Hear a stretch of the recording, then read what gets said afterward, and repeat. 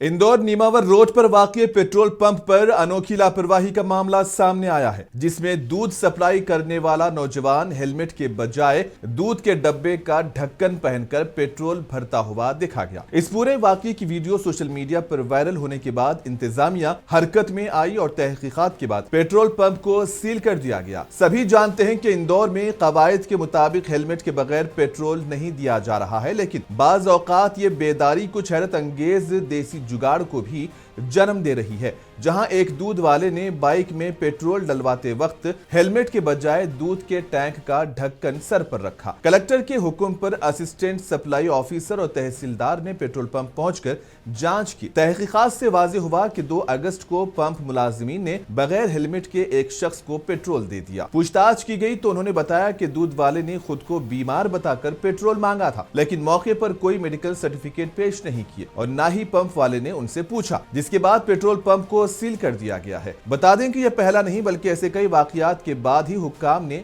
ये कदम उठाया है।